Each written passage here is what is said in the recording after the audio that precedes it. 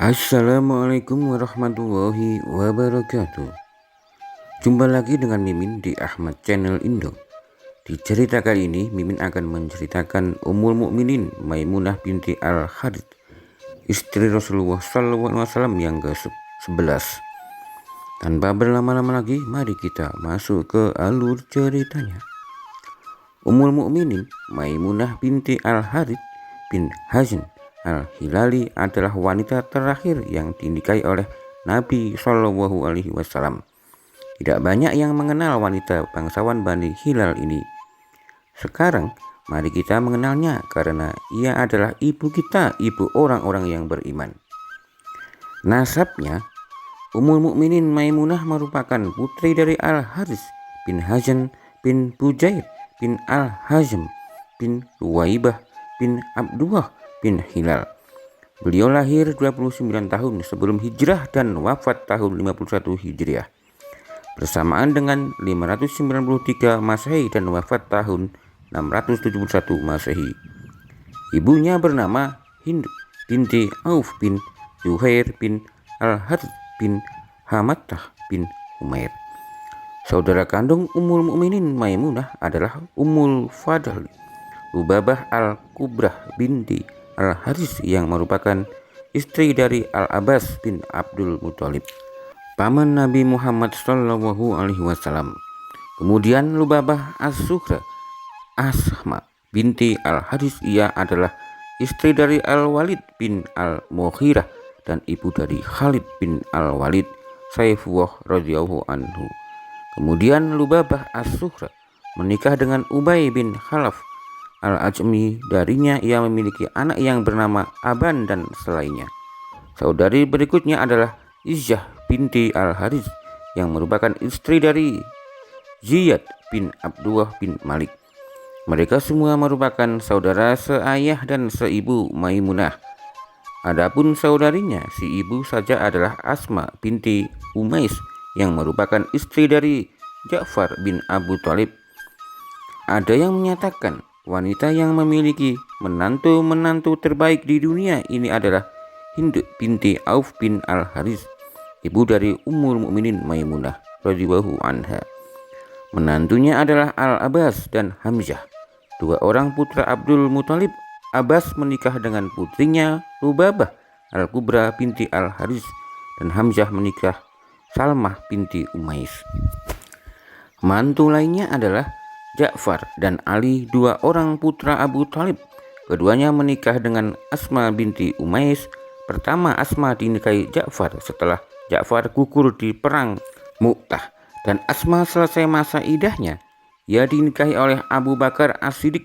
Kemudian baru dinikahi Ali bin Abu Thalib. Saat Hamzah wafat di perang Uhud, Salma dinikahi oleh Usamah bin Al-Hadi Al-Laitsi.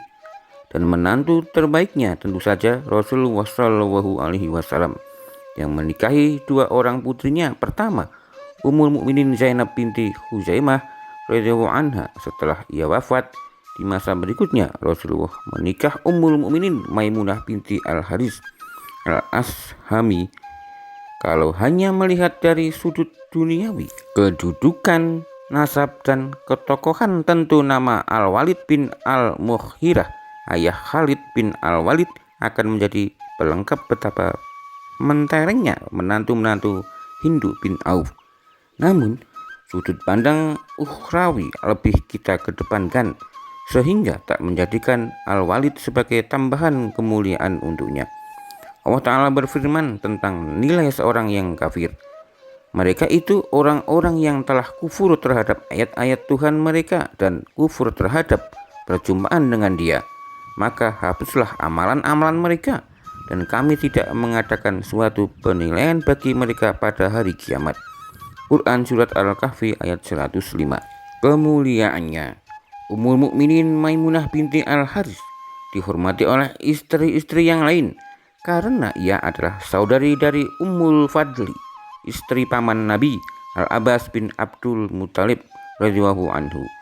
Kemudian bibi dari Khalid bin Al-Walid dan juga bibi Abdullah bin Abbas. Keistimewaan lain dari ibunda Maimunah adalah Ia meriwayatkan 7 hadis yang termaksud dalam Sahih Al-Bukhari dan Muslim. 1 hadis yang diriwayatkan Al-Bukhari saja, 5 hadis oleh Muslim saja, dan total hadis-hadis yang ia riwayatkan sebanyak 13 hadis. Rasulullah SAW menyebut Ummul Mukminin Maimunah dan saudari-saudarinya sebagai wanita yang beriman. Dari Abdullah bin Abbas radhiyallahu anhu, Rasulullah SAW bersabda, saudara-saudara perempuan yang beriman adalah Maimunah istri Nabi, Ummul Fadli binti Al-Haris, Salma istri dari Hamzah, dan Asma binti Umais yang merupakan saudara seibu mereka. Hadis riwayat Al-Hakim. Menikah dengan Rasulullah. Kisah cinta itu bermula saat Maimunah hidup sendiri tanpa suami. Al-Abbas yang merupakan orang dekat Maimunah dan orang dekat Rasulullah menawarkan Maimunah kepada Rasulullah saat sedang di Juhfah. Rasulullah pun tertarik kemudian menikahinya. Tanah di Sarif 10 mil dari Mekah menjadi saksi rumah tangga ini mulai dibina. Pernikahan ini berlangsung pada tahun ke-7 Hijriah 629 Masehi saat umrah qada melalui Abbas. Rasulullah membayarkan mahar senilai 400 dirham. Sebelumnya, Maimunah merupakan istri dari Abu Rum bin Abdul Uzza bin Abbas Qais bin Abdu Wud bin Nasr bin Malik bin Hasl bin Amir bin Luwai. Ada yang menyatakan bahwa Maimunah adalah wanita yang menawarkan dirinya kepada Nabi saat menunggui untanya. Maimunah berkata, tunggangan ini dan apa yang ada di atasnya adalah untuk Allah dan Rasul-Nya. Allah Ta'ala menurunkan firman-Nya, dan perempuan mukminah yang menyerahkan dirinya kepada Nabi kalau Nabi mau menikahinya sebagai pengkhususan bagimu, bukan untuk semua orang mukmin. Quran Surat Al-Ahzab ayat 50. Ada pula yang mengatakan bahwa nama Maimunah dulu adalah Barrah. Kemudian Rasulullah menggantinya dengan Maimunah. Ia adalah istri yang sangat dekat dengan Nabi. Di antara bukti kedatangannya adalah Nabi terbiasa menjadi bersamanya melalui satu wadah air yang sama. Hikmah pernikahan. Dengan menikahi Maimunah, Nabi Muhammad SAW telah melakukan kemaslahatan besar. Hubungan ipar dengan Bani Hilal berhasil menarik simpati mereka, membuat mereka tak ragu memeluk agama yang mulia ini. Karena mereka tak merasa ada jarak antara mereka dengan Nabi Muhammad SAW, hilanglah rasa kikuk dan berat di hati. Tak ada lagi gengsi karena mereka telah menjadi satu keluarga. Muhammad Rashid Ridha rahimahullah mengatakan, paman Nabi Abbas lah yang sangat menginginkan terjadinya pernikahan ini.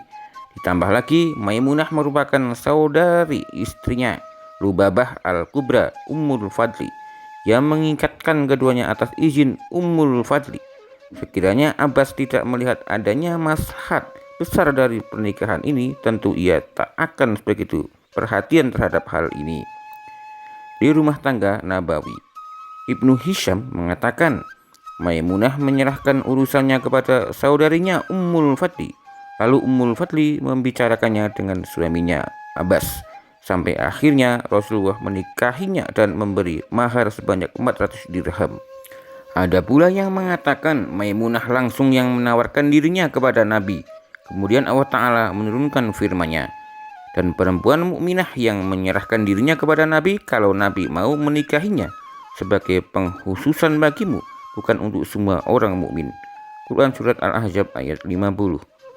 Maimunah berkata, unta dan apa yang ada di atasnya milik Rasulullah.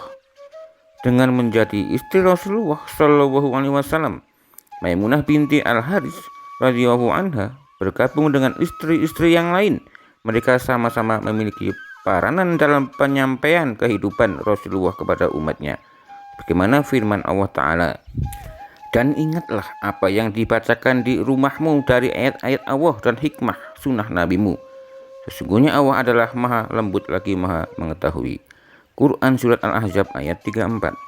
Di antara tugas istri-istri Nabi Muhammad SAW adalah menyampaikan hukum-hukum syariat, aktivitas-aktivitas Nabi yang tidak dilihat oleh masyarakat umum.